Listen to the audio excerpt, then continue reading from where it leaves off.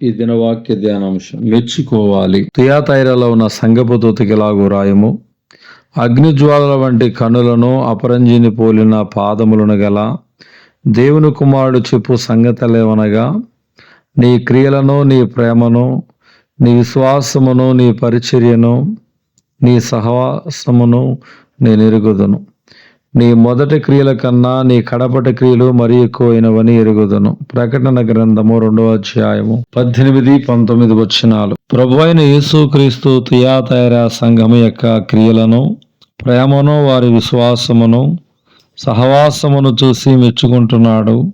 తన సంఘములో ఉన్న మంచి గుణ లక్షణము గుర్తించి అభినందించడం, మెచ్చుకోవడం ఇది మన ప్రభు పద్ధతి. నీవు కూడా నీ కుటుంబంలో నీ భార్య లేదా భర్త లేదా నీ బిడ్డలు చేసే మంచి పనులను బట్టి, వారు చూపిస్తున్న ప్రేమ, ఆప్యాయత, అనురాగమును బట్టి, వారు కలిగి ఉన్న ఓర్పును, సహనమును, కష్టపడే తత్వమును గుర్తించి వారిని మెచ్చుకోవటం, అభినందించటం మంచి వ్యక్తిత్వం. నీ భార్య ఉదయమునే లేచి నీకు, మీ పిల్లలకు ఆహారము సిద్ధపరిచి సమయానికి అన్నీ సమకూర్చి పెడుతున్నప్పుడు తనను చూసి నీవు ఉదయమునే మా అందరికంటే ముందుగా లేచి మాకు కావలసినవన్నీ సిద్ధపరుస్తున్నావు కాబట్టి నేను ఆఫీసుకు సమయానికి వెళ్ళి నా చేతికి అప్పగింపబడిన పనిని చక్కగా చేయగలుగుతున్నాను. మన పిల్లలు ప్రతిరోజు స్కూలుకు వెళ్ళి చక్కగా చదువుకోగలుగుతున్నారు. మన కుటుంబము ఇంత అందముగా చక్కబెట్టుతుంది. నిన్ను చేసుకోవటం నిజంగా నా భాగ్యం అని నీవు భార్యను అభినందించగలిగితే ఎంత బాగుంటుంది. ఒకసారి ఆలోచించు.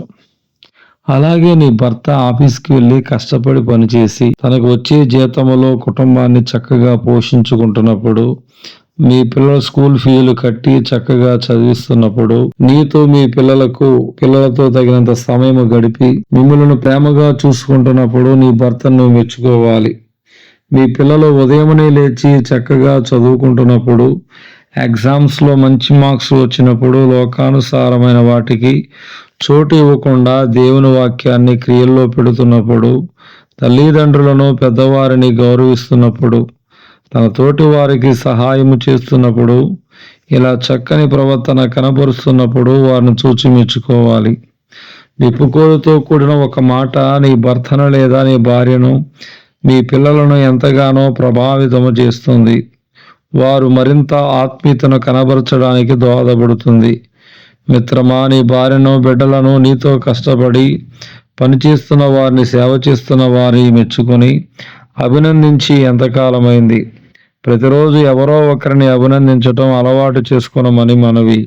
దేవుడి దినవాక్య ధ్యానం దేవుడు దీవించునుగాక. ఆమేన్.